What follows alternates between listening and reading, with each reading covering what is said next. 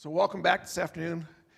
Hope you appreciated Angie's. What I appreciated about her message this morning is that she talked about preparing. What she's going to talk about more this afternoon, physical preparedness, but she talked about spiritual preparedness, which is vitally important, I think, to our lives and to our relationship with Christ and his promise of his return.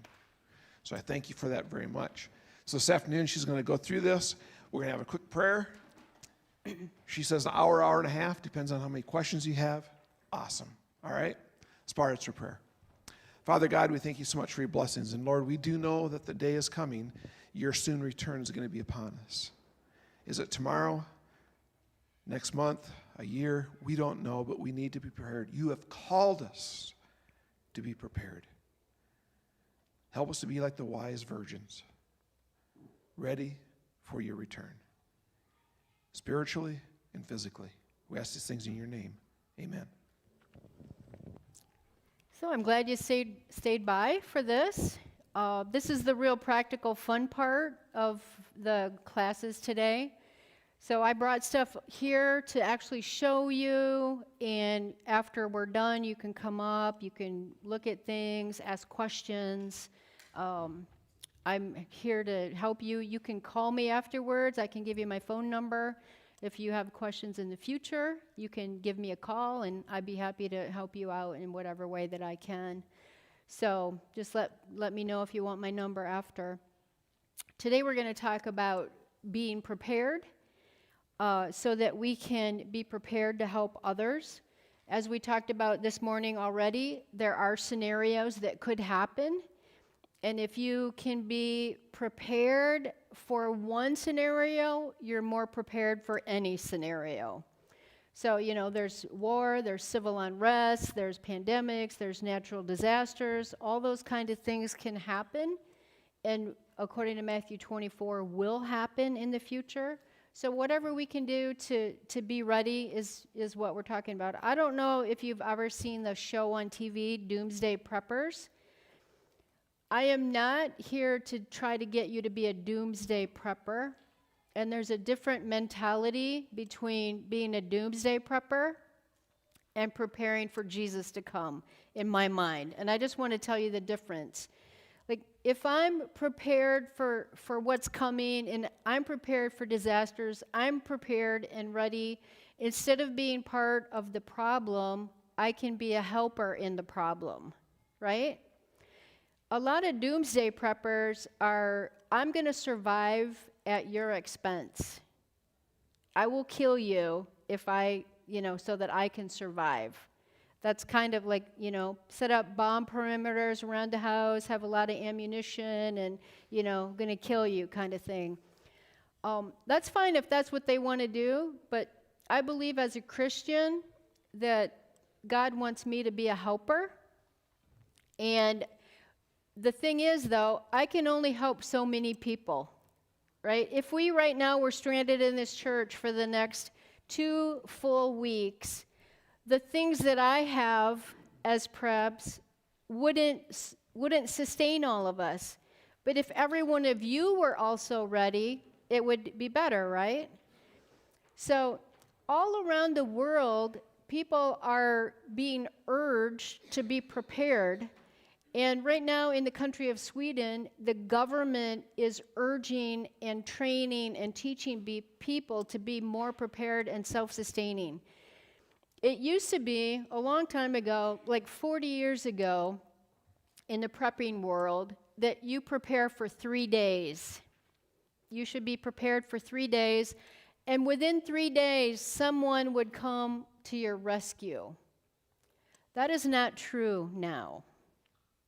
Now it's be prepared for at least 2 weeks or a month in a situation. It could be 2 weeks or a month.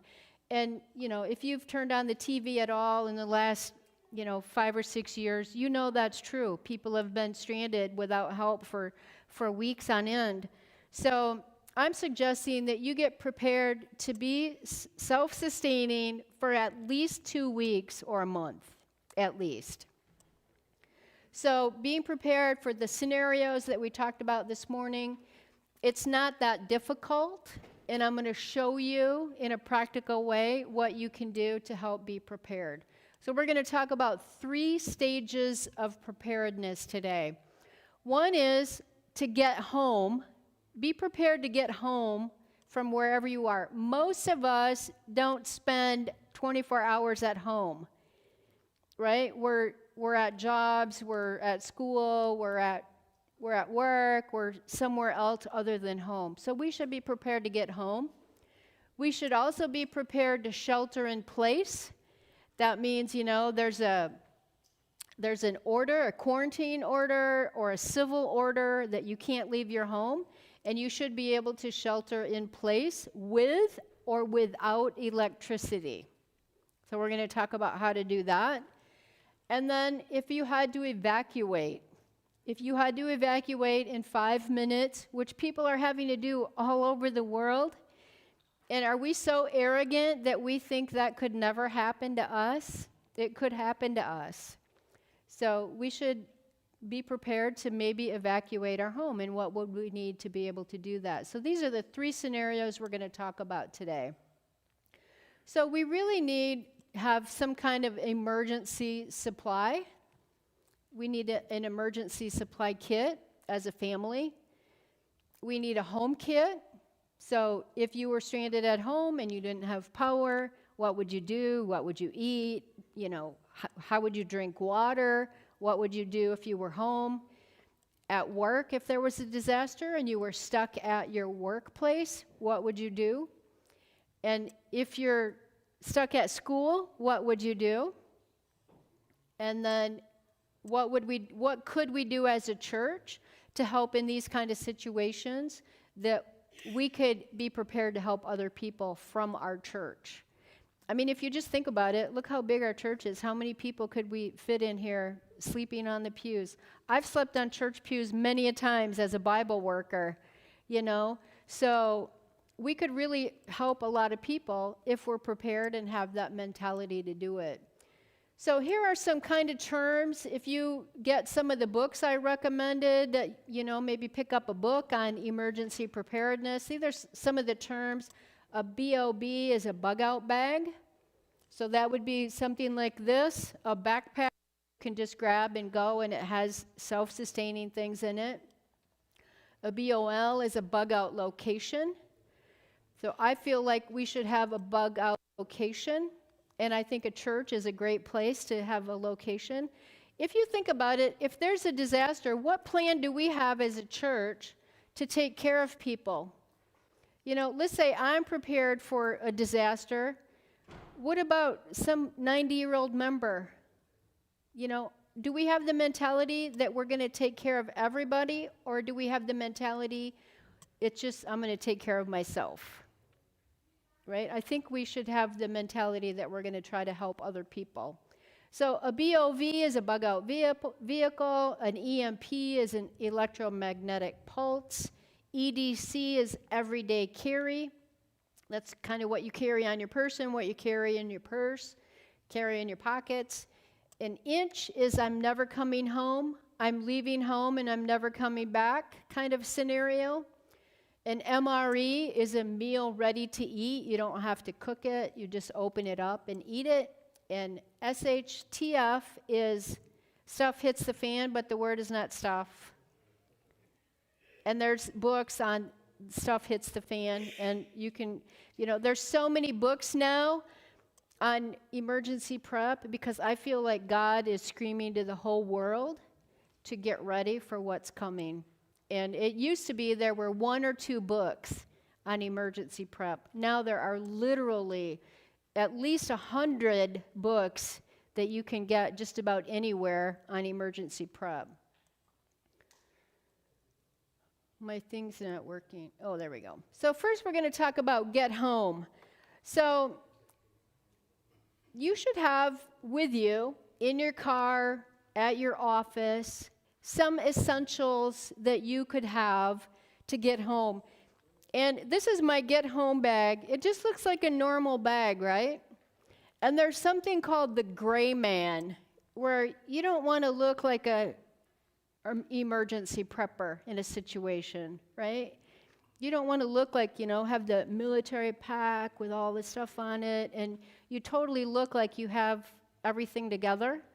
You don't want to look like that. You want to be the gray man, where you just sort of blend in with everybody, and I don't look like a prepper, do I? I don't look like I have stuff in here, but I have stuff in here. And you have on your handout some things to put in your get home bag. You keep it at your work. And I was telling somebody before I started that my get home bag, even when I wasn't at work, when I worked in an office, when I wasn't at work, people would call me like, Angie, do you have such and such in your bag? And they would go in my bag and get what they needed.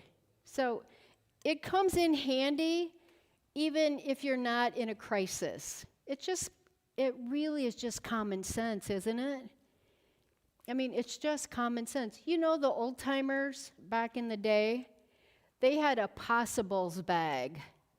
And the mountain men and the pioneers, they all carried a possibles bag. And you know what that was? It was a bag that had the things they needed in case something happened. And so basically, this is a modern day possibles bag that I have in there what I need. If I can't drive home, I can walk home. I have food, I have water, I can stay warm, I can get home. Right? That's kind of the principle of a get-home bag.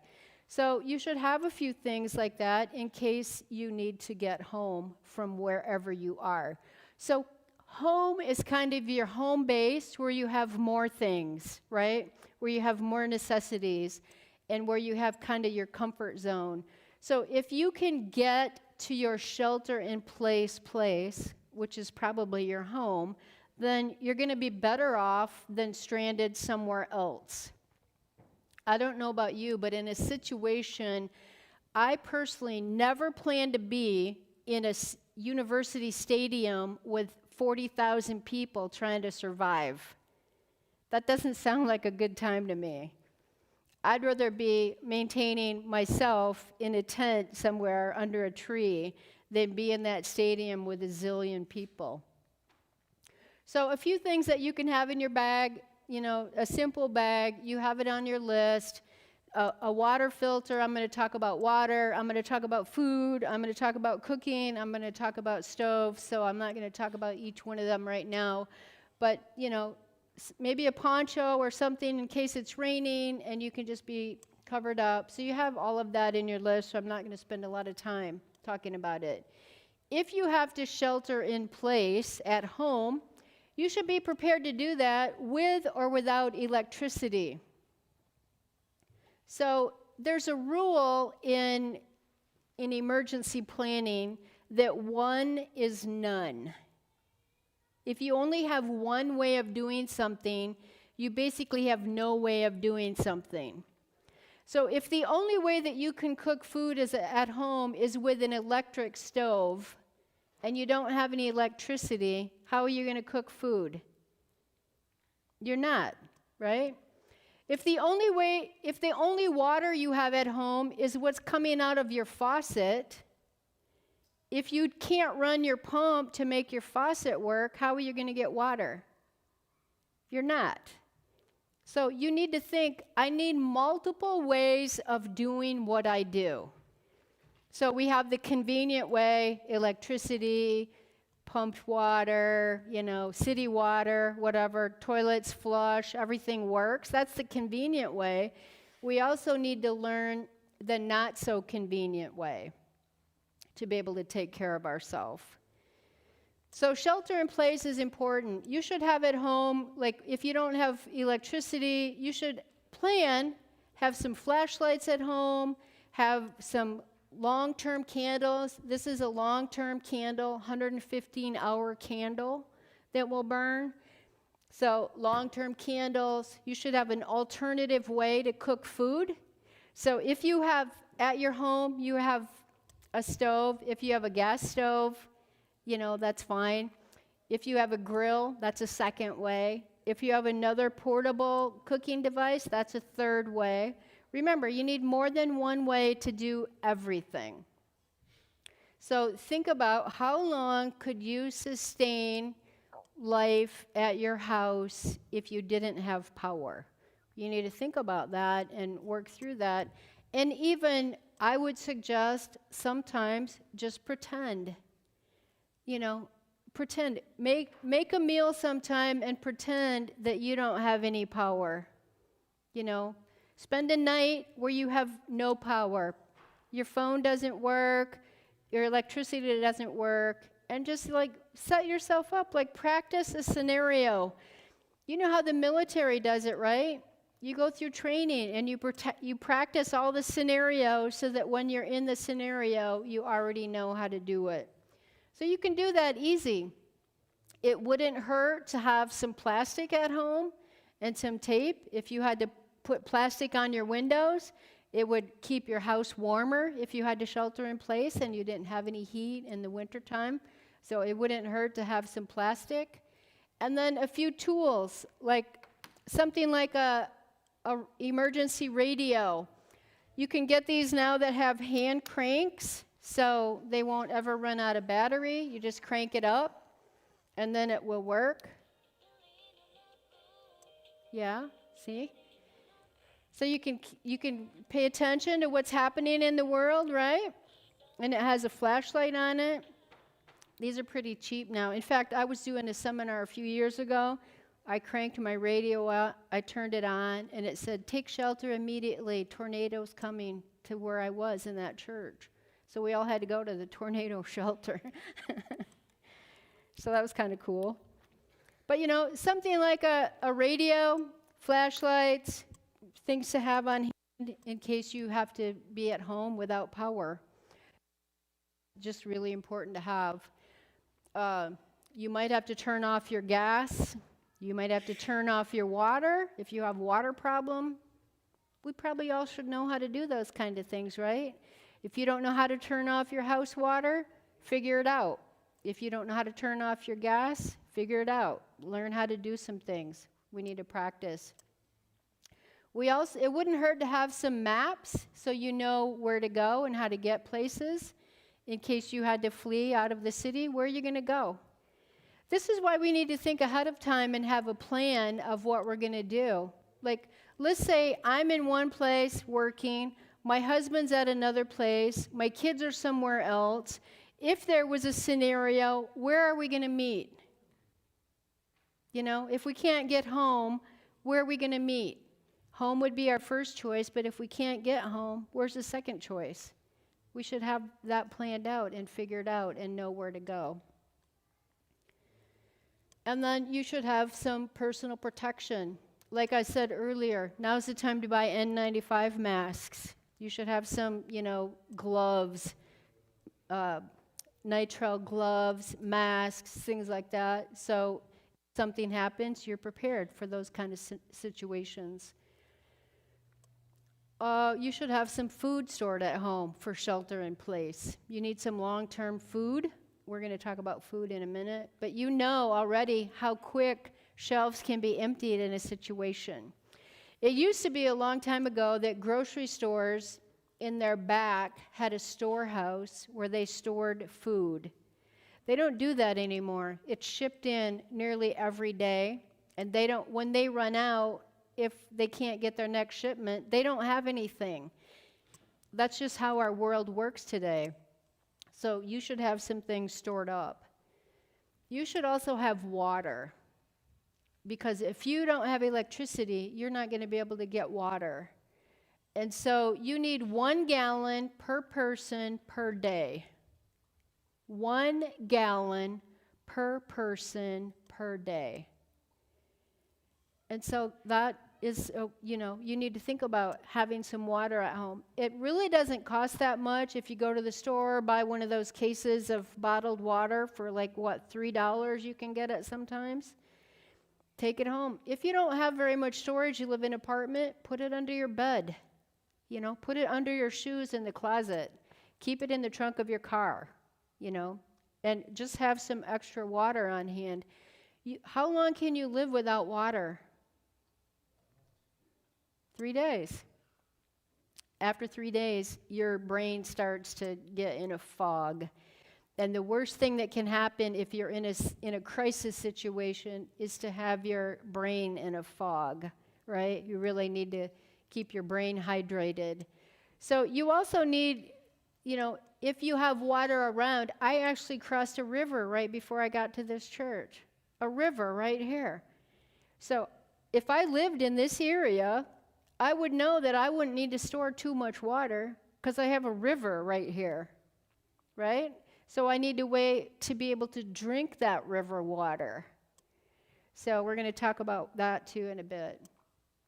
So shelter in place, you need water, you need food, you need to be able to stay in warm. If it were winter time and you had to shelter in place and you didn't have heat, what's the best way to stay warm in your house if you don't have heat? And let's say it's 20 below zero. This is when you need camper mentality. So you move into a small room. So you think small shelter, right? So you don't try to live in your whole house. You live in one room of the house, and you shut the door, and you all stay in that one room. And then you can stay warmer because all of your body heat is heating up that one room, and you're not trying to heat the whole house. So you make your shelter small. The smaller the shelter, the warmer it will be. So if you've ever seen pictures of these shelters in the woods, I've actually taken groups out. We've built shelters in the woods and had people sleep. Some of the guys built these big shelters, I'm like, you're going to freeze to death. The smaller the shelter, the warmer, because your body heat is going to warm up that air in that small space, right? And you're going to stay warmer. So the same mentality if you don't have heat in your house, stay in one room.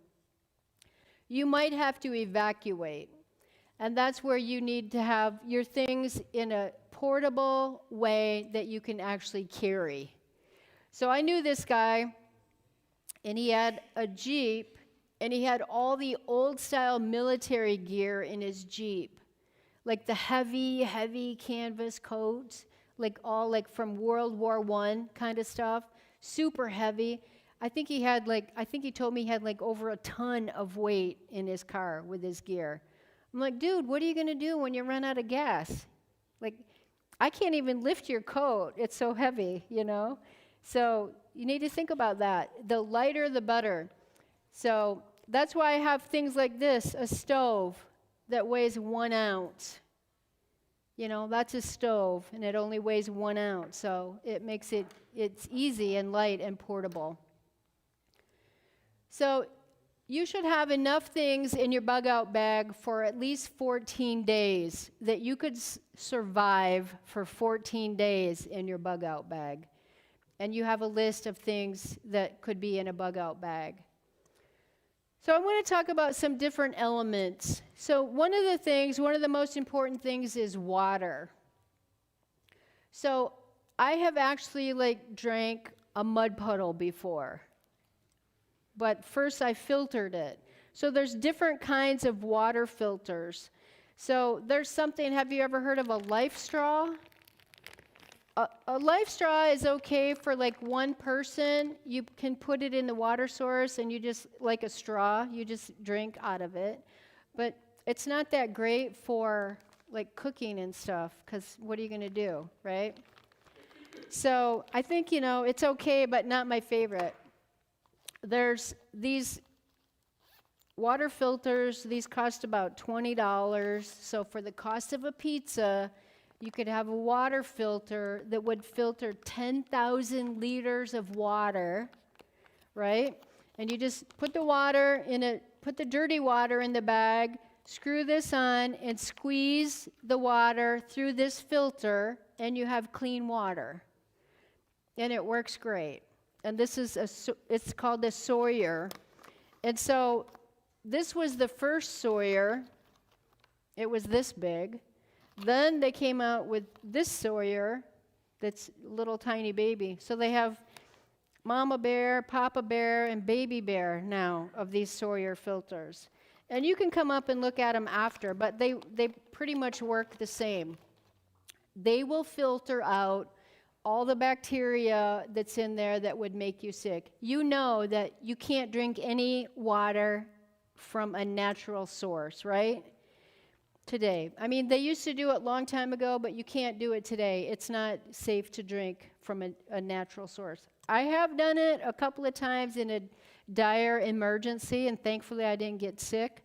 But your chances of getting sick are really bad, and you would have like extreme diarrhea and be really, really sick, and you don't want that in an emergency. So other kind of water filters are these pump kind, where you have a hose that goes into the dirty water, and you have a hose that comes out the top, and you pump the water through the filter. This particular one will filter out viruses and bacteria. And you don't really have to use this in the United States, but if you went to another country, you would have to have this, because you're not used to the viruses that are in another country. So that's that kind. And then this is a SteriPen, and this has a battery, so it has, it's only as good till the battery lasts. So if you only had this, you have one source. So how many sources do you have? If you have one, how many do you have? None. If you have one, you have none. So if you only had this, eventually you wouldn't be able to purify water because your batteries would die if you didn't have more batteries. So what this does is you put this in the dirty water and you push the button. I don't know if and you swirl this around in the water, and it kills the bugs that are in the water. And then you can drink the water. You're just drinking dead bugs, and they won't hurt you because they're dead. Yeah. There's so little protein, I don't even think it would do you any good. Does that apply with the Leviticus 11? What? Never mind. Oh. So yeah, that's a SteriPen. I mean, it's not bad. I've used it lots of times. It's okay. My new favorite is this. It's called Be Free. This is my new favorite water bottle. You just scoop dirty water up into it and then just squeeze it through and drink the water. And it comes out really fast, and it's great. So this is my new favorite that I take this with me. I travel a lot for work, so I just have this in my bag. So I can fill it at the airport and drink it, If I was in a situation while I'm traveling, I could do anything, any kind of water, and be able to drink it. So you can come up and look at these water sources afterwards. So you should have some ways to start a fire. So, of course, the best possible thing would be this, right? I couldn't tell you how many times I've been in situations and they said, we got the birthday cake, but we don't have any matches. I'm like, got a lighter. So there's also something, you can do a flint. So this knife actually has a flint in it. So I don't know if you've ever seen a flint. It's a steel rod. And you scrape the knife onto the rod, and it makes a spark, and then you can start a fire. And it works great. And this, would last forever. I've started hundreds of fires with this, and it'll last forever. The last time not the last time, but like 3 times ago when I was at a church doing this, I did this and hit a spark, and the spark went down and burned a hole in the church carpet. So I stopped doing it to show you how it worked. Probably a good idea. So anyway, that's how that works. So it doesn't hurt to have some kind of, multiple ways to start a fire. Have matches, have some lighters. It really wouldn't hurt, even if you don't smoke, to carry a lighter with you. I keep one in my purse, I have one in my car, and it just comes in handy for so many things. So, if you are out in the outside, you can't get home, and you can start a fire, there's something very comforting about having a fire, and it will keep you warm. If you were really cold, it would keep you warm. So I would want to be able to start a fire in whatever situation I'm in. You do need ways of cooking. So Like I said, this is the BSR stove. It weighs 1 ounce. It goes onto a fuel canister like that, and you can cook your food. It's very efficient. The flame goes straight up, so all the heat goes right into the bottom of your cooking pot. And I like it because it comes in this tiny little bag. So, when you're a backpacker, every ounce counts. So that's that kind of stove. There are versions of that stove. That stove costs about, I think, $12 on Amazon. This stove costs about $5 on Amazon, so it's kind of the same thing. So really, for just a little bit of money, you could have a second or third way to cook your food, which is really nice. This is a little stove that uses really low wattage. So I can plug this into my solar charger and cook with it. So that's kind of a nice way to do. So for, being stranded at home. This is just another version of a little stove. This is a jet boil. It goes like that. A jet boil is nice because it boils water in 1 minute. So when you think about cooking food in an emergency situation where you have limited fuel, you want to basically just boil water and use that boiling water in your food. And if I had to cook, let's say, beans in here, how long would it take to cook beans, like dry beans? Yeah, a long time, right? So that probably would take all of my fuel. So a lot of people think, well, I'm going to start preparing, I'm going to go buy bags of beans and rice. How long does it take to cook rice? A long time. Beans and rice are fine if you shelter in place at home and you have power. If you don't have power, those two things are not the best choice because they'll use up all your resources really fast. So you need other options. But this is a great way to just boil water really quick and have it. This is called a bio stove. It burns wood. And it has a USB port, so as the wood burns, it can charge devices. So it's not a super fast charger, but it is nice. It has a little fan that it generates its own energy, which creates a fan, which makes the flame go in circles inside of there, so it gets super hot like a forge. And that generates electricity. So it's kind of nice. I've done some cooking and experimenting with that one. You also need, with the cooking, you need some kind of cooking pot. So here's my cook set that I take with me. It's in my bug-out bag. So it's a pot. It's my stove, a lighter, and 2 cups. So everything right there condensed and easy and light. So these are collapsible cups. So I keep one of these in the glove compartment of my car. And, it's great. I always have a cup. If I'm traveling, my dog needs a drink. She's got her bowl. If I need water, I can stop and get water. So it's nice just to be prepared like that. So if something happens, you're ready to go. When you have these kind of things, if your radiator breaks on your car and you have some duct tape and you have a cup and you're by a river, you're good to go, right? Tape the radiator, fill it back up with water, and you're all set.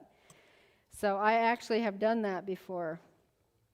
So having some way of cooking that's portable is nice. If you had to leave home, you're not going to drag your gas grill behind you, right? So having another alternative way, simple way, for $5, you could buy a little stove, stick it in your bag. If you have to leave home, you're good to go. And then you're not worried. There are emergency kits that you can buy. Are we still doing the prizes? You have to just stop me whenever, because I won't ever remember to do it.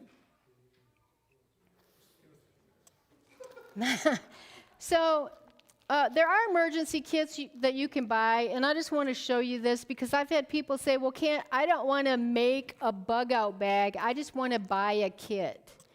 So Ready.gov, Ready America, Red Cross, all of these organizations sell kits like this.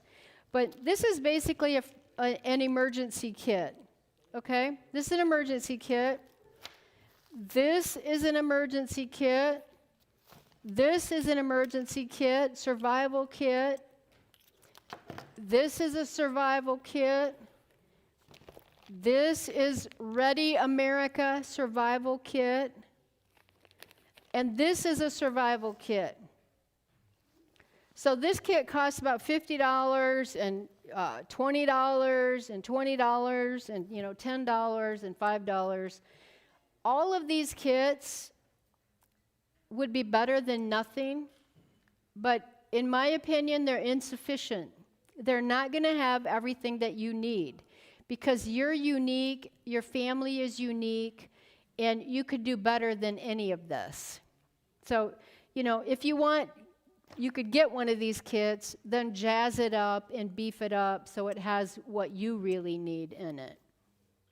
So they basically have like a flashlight, a radio, emergency blanket, some water, a little bit of food, a little bit of first aid, and, those kind of things. Maybe a knife, a multi-tool is in there. So this one has a little bit of candy in it and, a flashlight and some batteries. So, but, I can do better than that. You can do better than that too. But it's a place to start if you have nothing. So, you need to get a kit. You need to have some first aid things in your kit, some over-the-counter medication for diarrhea, for headache, for inflammation, for constipation, all of those kind of things. Because when you're in a crisis, your body doesn't function like normal, right? So you want to be prepared for that kind of stuff also. Also, you should have some sanitation and hygiene stuff. Purell, of course, we know from the pandemic, right? We needed those kind of things. And if you already had those things before the pandemic started, you had no worries. And if you didn't have them, then you had a problem because you were worried about it. You also should think about clothing. So you should have something for rain, some kind of rain. A lot of these kits have like a rain poncho. For $1 at Walmart, you can buy a rain poncho, right? Throw it in your kit. I mean, for the price of a candy bar, you can get a little piece of kit and put it in your gear, and you have something. And something is better than nothing. You can get rain pants. Depending on time of year, you need something like wool.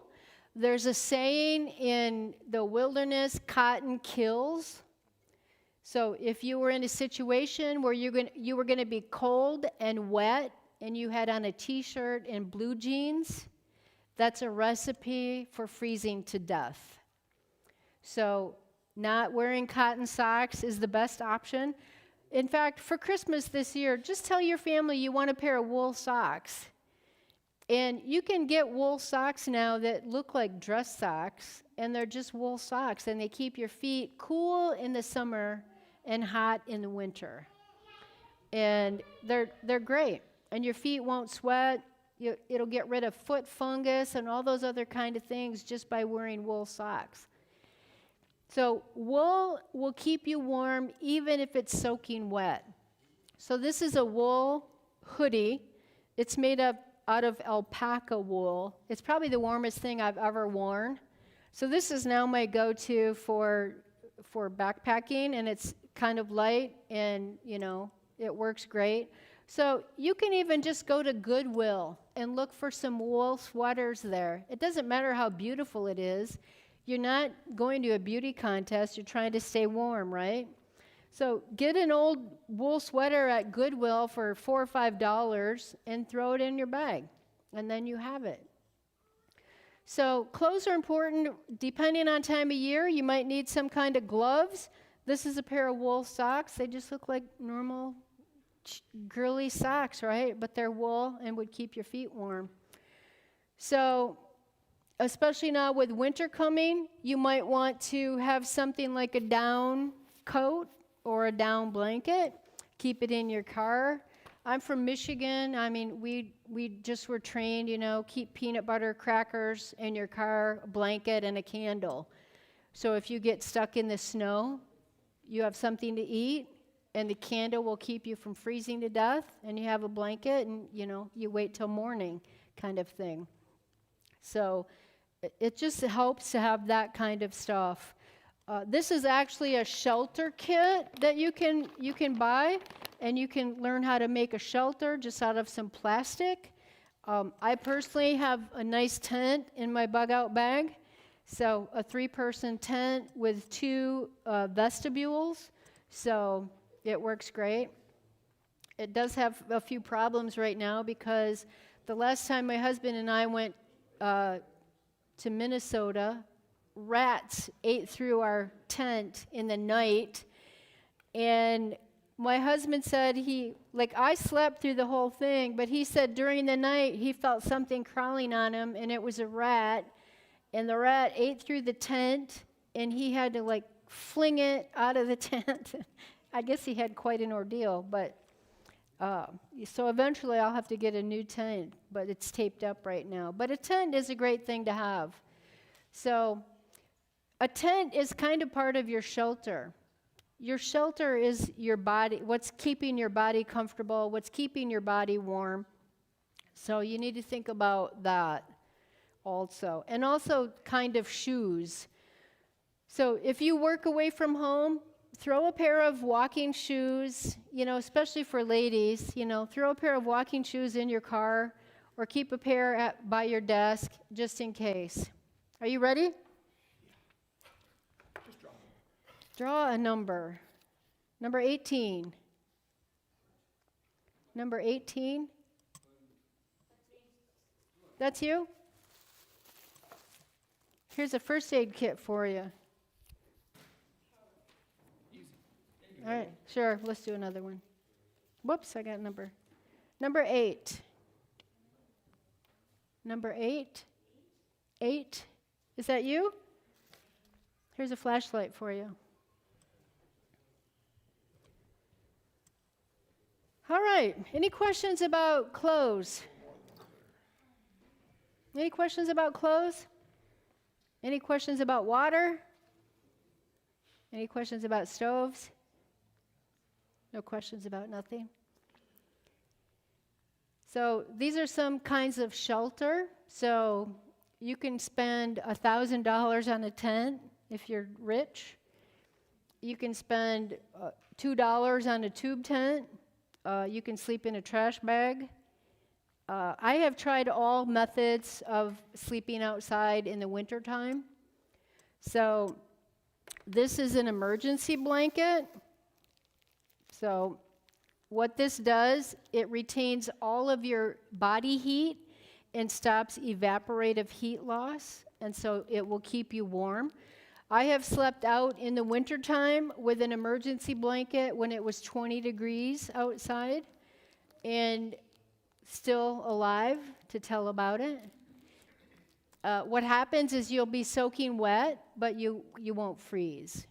So it's nice to have one of these. I carry one of these in my pack when I'm traveling for work, just in case, something happens. I have, a flashlight. I have, essentials in my pack for that kind of thing. So, super light and easy and nice. And if you happen to be in the mountains, you can take your emergency bag, lay it on the ground, sit on it, and it makes a wonderful toboggan down a steep slope in the mountains. So, again, one thing is more than one thing, right? So, thinking outside of the box. So, let's pick a number here. Number 11. 11. So number 17 is right here. 17. 17. There you go. Can you take that? All right, I try to give out a few things, motivate you to go home and get your stuff together. So, shelters could be something just like a tarp. A tarp is a great shelter. They're waterproof. A tarp has lots of uses. I keep a tarp in the bottom of my bag, and it's great.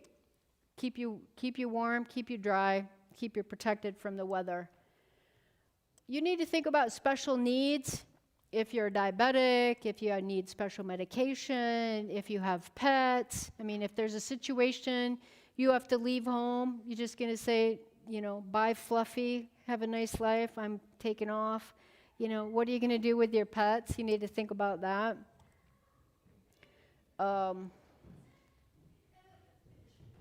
There we go.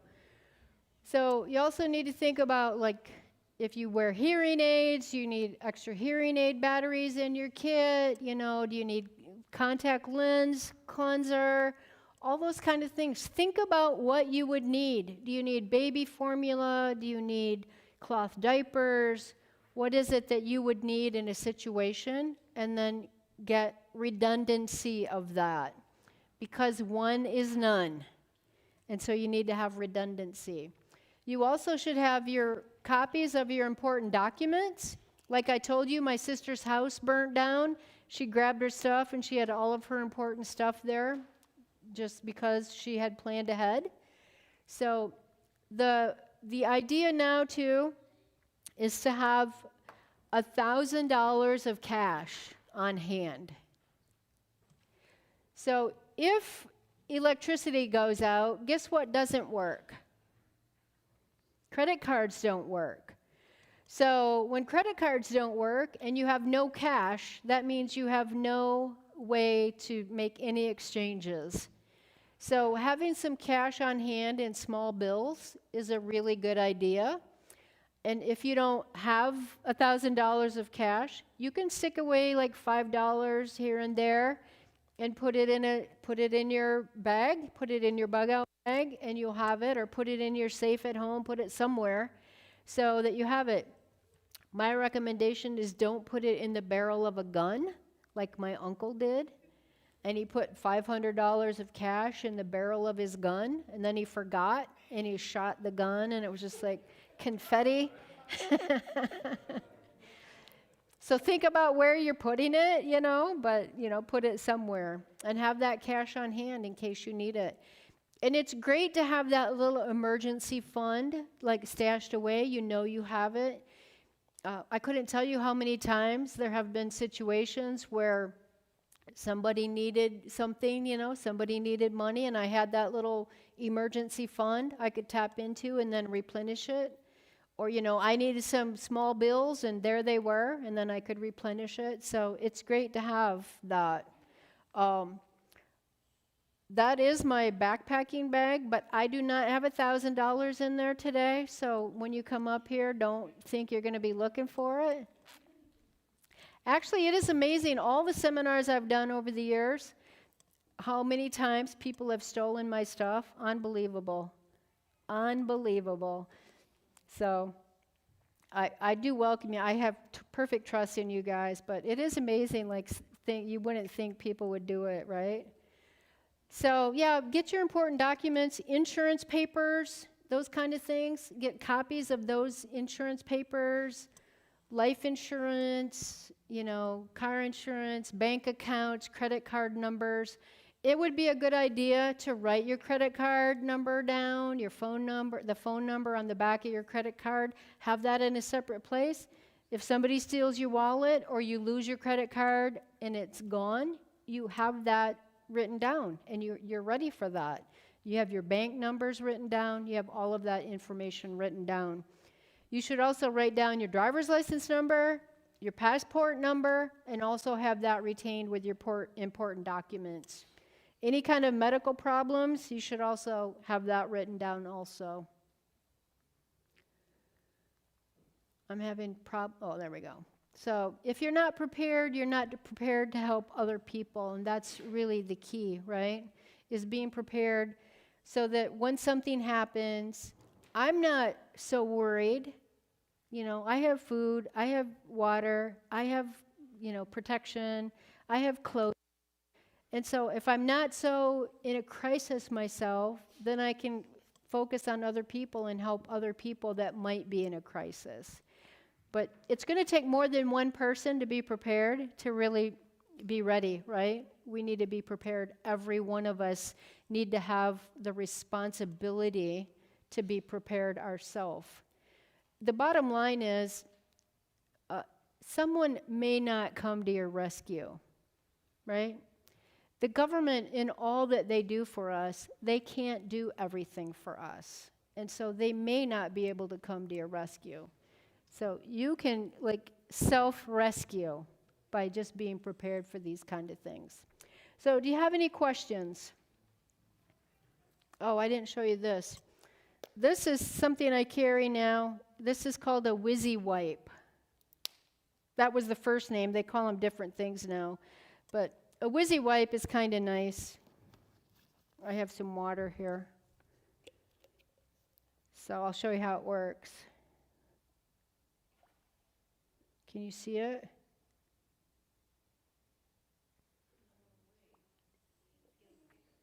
Yeah, so it's basically a washcloth. You just put some water on it, and you have this instant washcloth. Look at that.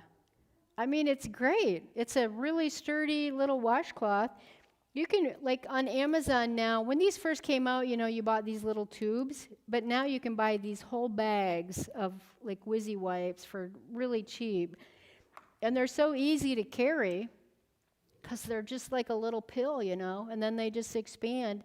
And, for hygiene, for washing your face, for taking a complete bath, just something simple like this really makes a difference. So I wanted to show you that. This is called a rat sack. So if you had to be outside, this would keep squirrels, rats, mice, chipmunks, all those little guys from getting your food. So that's what this is. And this is a bear canister.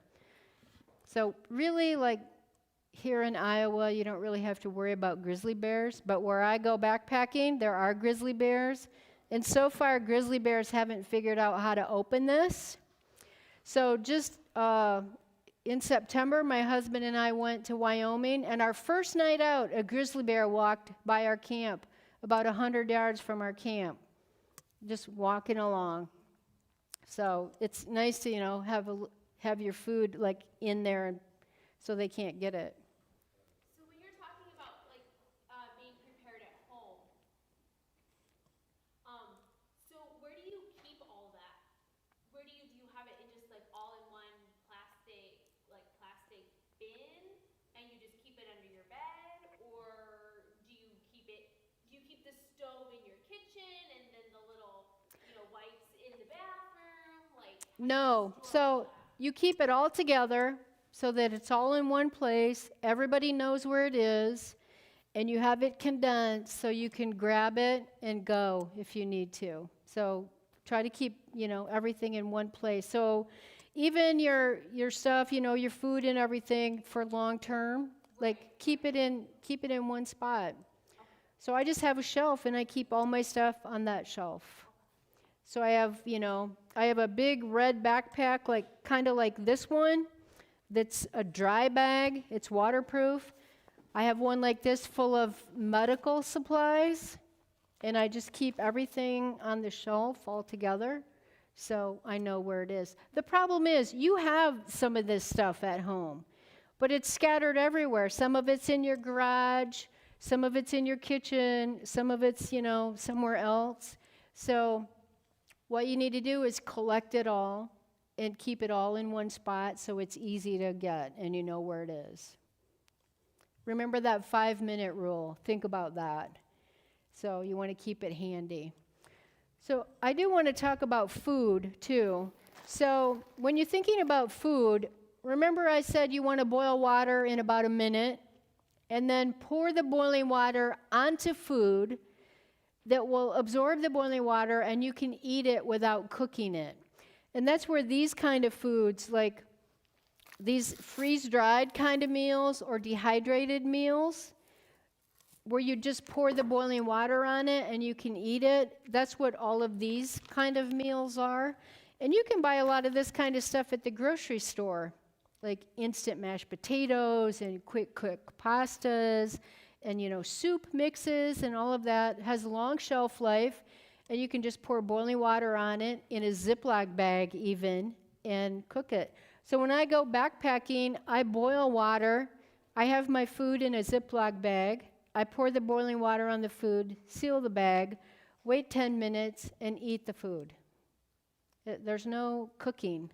So if you're in a situation where you have limited resources for cooking, then I think that's the way to go, because you don't have to do anything to it. And you don't have to wash any dishes, right? Because washing dishes takes water. And if you have limited water, you don't want to be washing dishes.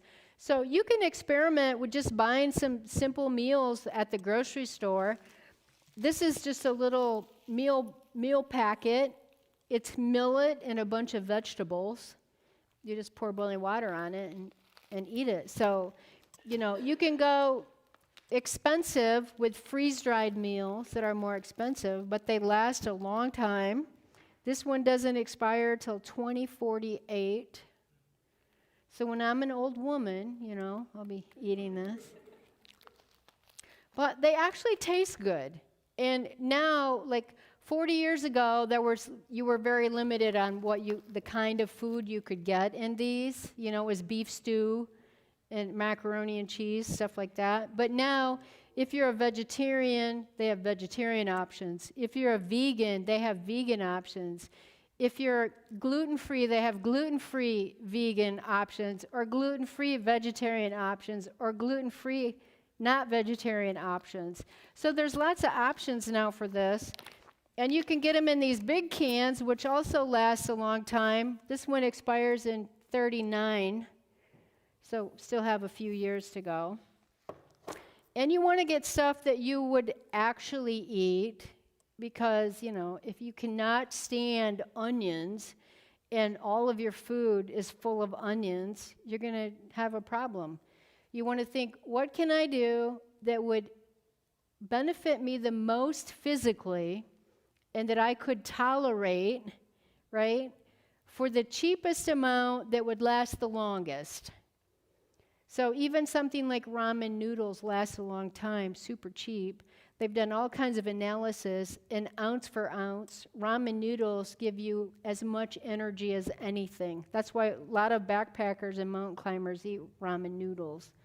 So for the price, case of ramen noodles, keep it in your storage area, pour boiling water on it, wait 10 minutes, eat it. So it works. It works. All right, let's do another thing here. Number 19. Number 19. No 19? Oh, you're 19? Here you go. Question, if we both have 12, who gets it? You both have 12? Yeah. That's the numbering person that did that.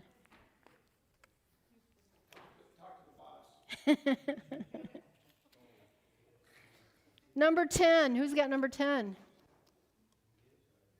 Number 10.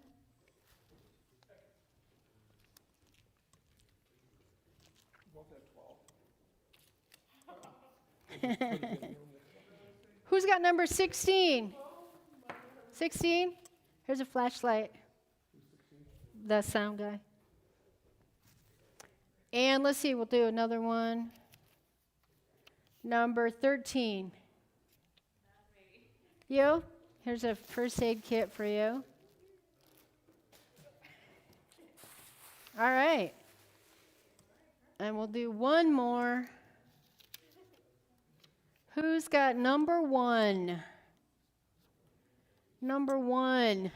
Here, you can try pasta primavera.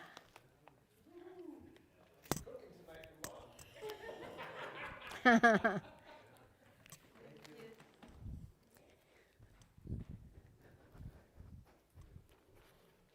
right, I think think I've covered everything generally that I wanted to go over today.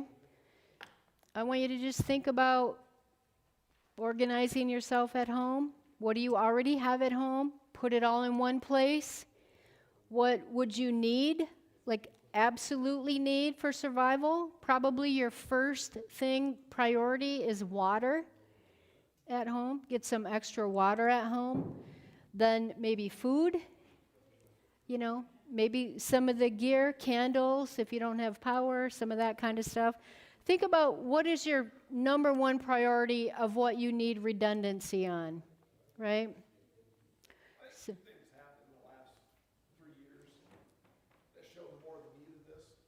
First one was derecho when it hit. I mean, we had what? 0 notice. right? Our block was without power until Saturday afternoon, so 6 days. We had water, but we couldn't cook anything. We didn't have a flashlight in our house. She brought in the solar lights from outside for lights in the house at night. Worked well. Yeah, But it showed we weren't prepared for even the simplest. yeah, The second was, you talk about how fast things can happen. With COVID, we saw how fast things yeah, change. We will, if we believe, I hope I'm not totally wrong on this, but the Bible and all it says it's going to happen at the end times. The government is not going to help us, right, Christians especially. yeah. So we have to be prepared for ourselves. That's why I think it's really like a spiritual thing, because I've traveled a lot for my work, and wherever I go, people are being prepared and feel this urgency to get prepared. And so it's happening all over the world. And that's how the Reformation started, right? It happened all over the world. Different people had that same urge and impression of what to do. And I feel like God is doing that today with all the books that are out, all the shows that are out. There's lots of YouTube videos on government agencies around the world trying to encourage people to be prepared to be more self-sufficient for a time. And yeah, if you believe the Bible, this is going to happen. So the more we wrap our head around it, what I'm telling you is not to be a paranoid schizophrenic about it, but wrap your head around it and get prepared for it, right? And if you're more prepared, then you're like my family in Michigan. Oh, a blizzard, no big deal, right? Pandemic, no big deal. I got stuff, I can deal with it. I have to leave home. Okay, well, I'm going to take some stuff. Tornado, all right, I'm strapping that on my back. If I live and end up in a cornfield, I got that on my back, right? I mean, have that kind of mentality. I really would love to be a survivor and be one of the last people on earth, wouldn't you? And walk into heaven. Wouldn't that be awesome? And God expects some of us to be those people. And if we're going to be those people, we're going to go through some stuff. We need to teach ourselves things, learn things, be prepared for things so that we can actually survive through those things. And it does take spiritual, mental, physical preparation, right? All of those things. Let's pray. Father in heaven, thank you so much for all that you do for us. Thank you that you've told us these things beforehand so that we can be more prepared when stuff happens in this world. I pray for each person here. Give us a ability and an instinct to get better ready for what's coming. In Jesus' name, amen.